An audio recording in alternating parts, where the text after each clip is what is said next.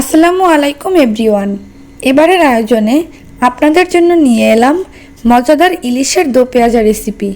সর্ষে ইলিশ, ইলিশ পাতুরি, ইলিশ ভুনা, এই রেসিপিগুলো আমার চ্যানেলে দেওয়া আছে।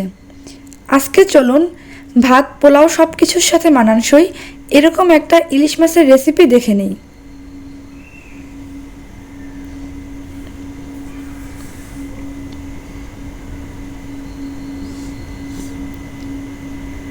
এখানে আমি ইলিশ মাছগুলোকে কেটে ধুয়ে পরিষ্কার করে নিয়েছি। এবার সামান্য পরিমাণে লবণ এবং হলুদ দিয়ে মাছগুলোকে মেখে নিব।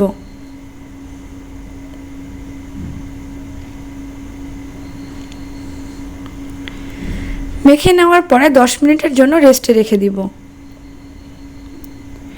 এবার আমি চুলায় একটি প্যান বসিয়ে দিয়ে দিলাম সরিষার তেল।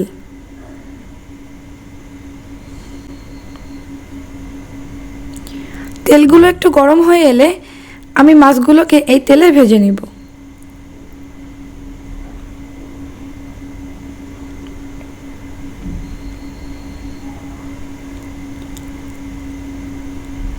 এ পর্যায়ে মাছগুলোকে বেশি ভাজা যাবে না, হালকা করে ভেজে নিতে হবে। এক পাশ ভাজা হয়ে গেলে আমি অপর পাশ উল্টে দিচ্ছি।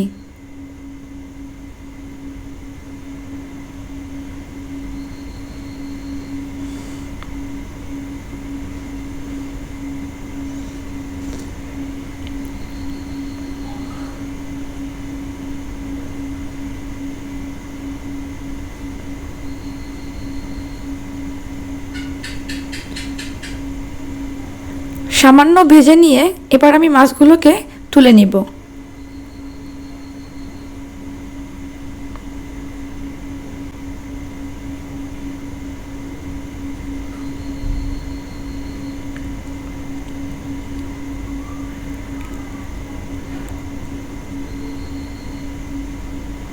এবার ওই একই তেলে আমি ইলিশ মাছ রান্না করে নিব। এজন্য আমি দিয়ে দিলাম 1 কাপ পেঁয়াজ কুচি। পেঁয়াজগুলোকে হালকা নরম করে ভেজে নিব। পেঁয়াজগুলো নরম হয়ে এলে আমি এখান থেকে 3 ভাগের 2 ভাগ পেঁয়াজ উঠিয়ে নিব এবং এই পেঁয়াজগুলোকে আমি ব্লেন্ডারে ব্লেন্ড করে নিব।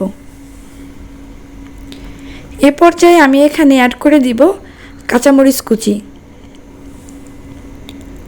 কাঁচামরিচগুলোকে পেঁয়াজের সাথে খুব ভালোভাবে ভেজে লাল করে নিব।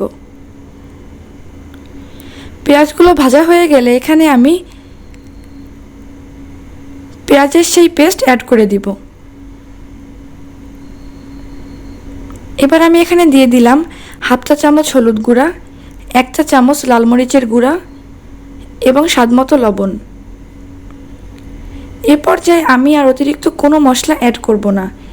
এর ফলে ইলিশের যে একটি নিজস্ব স্বাদ আছে সেটা কিন্তু বজায় থাকবে। এবার আমি সামান্য পরিমাণ পানি অ্যাড করে দিয়ে মশলাটাকে কষিয়ে নিব।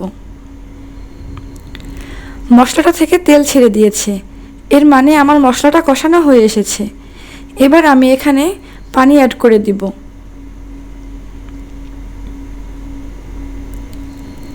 এই পানিগুলো যখন ফুটতে শুরু করলো তখন আমি এখানে ভেজে রাখা মাছগুলোকে দিয়ে দিব। এ পর্যায়ে আমি মাছগুলোকে 10 মিনিটের মতো রান্না করে নিয়েছি।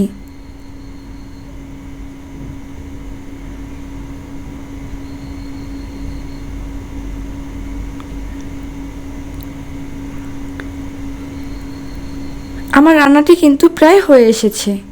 এবার আমি এখানে অ্যাড করে দিব 2 চা চামচ পেঁয়াজের বেরেস্তা। পেঁয়াজের বেরেস্তা দেওয়ার পরে 2 মিনিটের মতো জাল করে নিব। এবার আমি আপনাদেরকে পরিবেশন করে দেখাচ্ছি। আপনারা দেখতেই পাচ্ছেন রান্নাটা কতটা লোভনীয় হয়েছে।